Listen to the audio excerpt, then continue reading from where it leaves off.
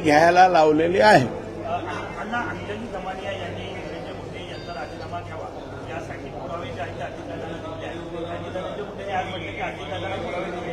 अजितदादा आणि मुख्यमंत्री निर्णय घेतील असं ते म्हटलं. अजितदादा निर्णय घेतील आणि अजितदादांनीच निर्णय घ्यावा. मला वाटतं या प्रकरणात मुख्यमंत्र्यांचा काय संबंध? आमच्या पक्षाचे ते नाहीयेत. त्यांचा राजीनामा घ्यायचा का नाही? त्यांच्या पक्षाचेच आमदार म्हणतात प्रकाश सोळंके व इतर सर्व की यांचा राजीनामा घेतला पाहिजे, पण तो राजीनामा अजितदादा घेत नाहीत. अजितदादांनी घ्यायचा का नाही हा अजितदादांचा प्रश्न आहे. आमचं जरा लांबचं नातं आहे ना, आम्ही भाजपवाले आहोत. हा पुढं असं देखील म्हटलं जातंय की मालवीकांना काही दिवसांमध्ये भाजपमध्ये येतील असं मग आम्ही संजय राऊत साहेब बोललेले आहेत, मी त्याच्यावरती टिप्पणी करू इच्छित नाही. किमान भाजपवरती एवढी वाईट वेळ आलेली नाही असं मला वाटतं. हा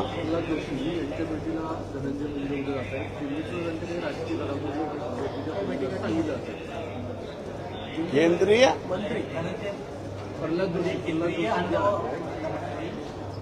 प्रल्हाद जोशी साहेब त्यांच्या भेटीच्या निमित्तानं धनंजय मुंडे दिल्लीत जात आहेत आणि त्याच दरम्यान दिल्लीत जरी काही पदाधिकारी भाजपाच्या नेत्यांना ज्येष्ठ नेत्यांना भेटले असं सांगितलं जातं. आता सुरेश दास यांची अहो मला राज्यापुरतंच माहिती हो. 6वा मजला आणि त्याच्या खालचे 5 मजले, याच्या पलीकडे मला माहीतच नाही. मी अडाणी माणूस आहे आणि तुम्ही मला केंद्राचं दाखवताय. मला वाटतं केंद्रापर्यंत नेऊ नका. मी गरीब माणूस आहे आणि माझं एक मत आहे. त्याच मला केंद्रीय काय म्हणले प्रल्हाद जोशी धनंजय मुंडे त्यांची भेट घेणार आहे. त्या दरम्यान काही राजकीय भेटी होतील अशी माहिती समोर येते. आता ते त्यांच्या कोणाबरोबर भेटी होतील, काय भेटी होतील ते तुमचा कॅमेरा त्यांच्या पाठीमागं सोडून द्या. आम्हाला काय करायचं? फक्त माझी एक विनंती आहे की आमच्या पंकजाताई यांनी या वर्षीच्या भगवान भक्तिगडाच्या जो दसऱ्याचा मेळावा झाला त्या दसरा मेळाव्यामध्ये एक वाक्य वापरलं होतं की ज्यांच्याशिवाय धनंजय मुंडेंचं पान हालत नाही असे वाल्मिक अण्णा. हे बहुतेक तुमच्याकडे जर स्टोअर असेल तर ते वाक्य सुद्धा काढून ठेवा, कारण आजचा जो फोन त्या लेडीचा झालेला आहे तो अतिशय भयानक प्रकरणामधला आहे. आणि मग ते पान सुद्धा धनंजय मुंडेंशिवाय हल्लंय का नाही हे मला बघायचं. परवा अजित पवार पालकमंत्री म्हणून बीडला बैठक घेत आहेत. तुम्ही सातत्यानं धनंजय मुंडेंच्या राजीनाम्याची मागणी करताय. त्या बैठकीमध्ये तो मी राजीनाम्याची मागणीच केली नाही ना. अहो मी नाही, प्रकाश सोळंकेंनी मागणी केली. राष्ट्रवादी मोर्चे जे निघतात मोर्चेकरी मागणी करतायत. मी कुठं मागणी केली अजून? मी अजून धनंजय मुंडेंच्या राजीनाम्याची मागणी केली नाही. पुढं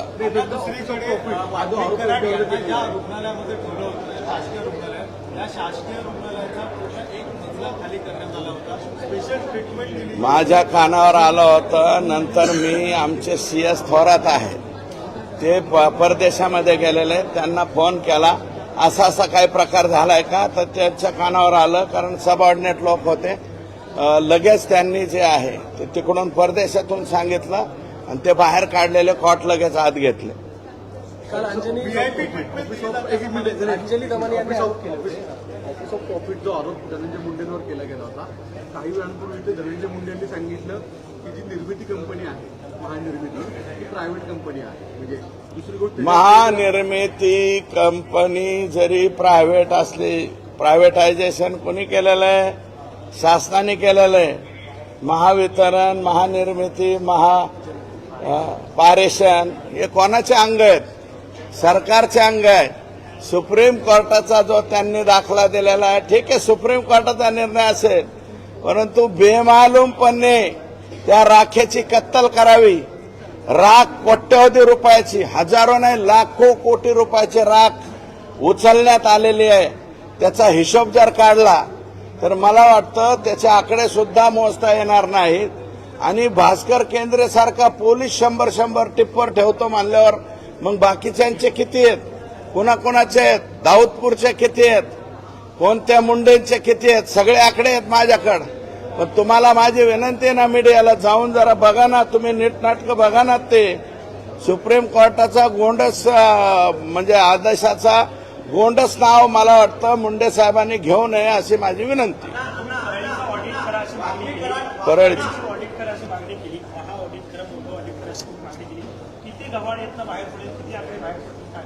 2012ला ह्यांच्या नगर परिषद ताब्यात आले. 2019 ते 2024 या कालावधीत 1 वर्ष का 9 महिने सोडता बाकी सगळ्या कालावधीत माननीय पालकमंत्री धनंजय मुंडे आहेत आणि त्यांनी भाड्याने दिलेले आका हे स्वतःच सुपर पालकमंत्री म्हणलं तर चालेल ना आकांना. हे सुपर, कारण ते आता काय म्हणले, जिल्ह्याचे बाप.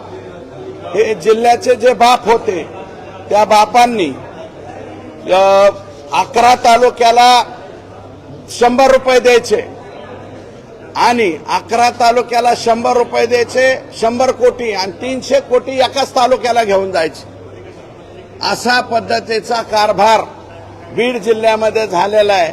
त्याच्यामुळं हे सुपर पालकमंत्री आका बोका बाका या सगळ्यांनी किती नेमके पैसे खाल्लेले आहेत, कसे खाल्लेले आहेत, म्हणून परळीच्या नगरपालिकेचं स्पेशल ऑडिट व्हावं ही मागणी मुख्यमंत्र्यांकडे मी केलेली आहे आणि आता एकनाथ शिंदे साहेबांकडे जाऊन करणार आहे.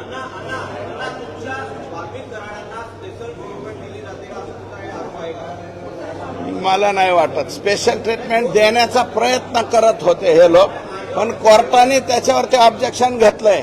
आता नाही, स्पेशल नाही.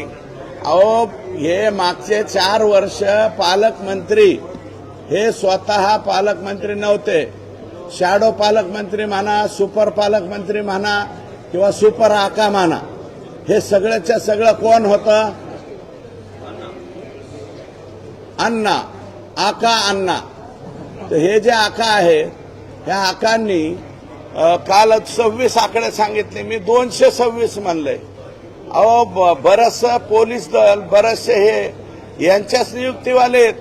आणि मी आज जे पत्र दिलंय की हे जे पोलीस दल आहे हे सगळं बीड जिल्ह्यातलं काढावं आणि माननीय मुख्यमंत्री हे गडचिरोलीचे पालकमंत्री आहेत, या सर्वांना तिकडे घेऊन जावं अशा प्रकारची विनंती त्या ठिकाणी केलेली.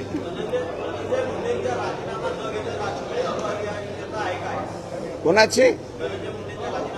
ते अजयदादांना विचारा. आम्ही कोण? अरे 2.25 तालुक्याचा आमदार आहे मी, किरकोळ माणूस आहे ना.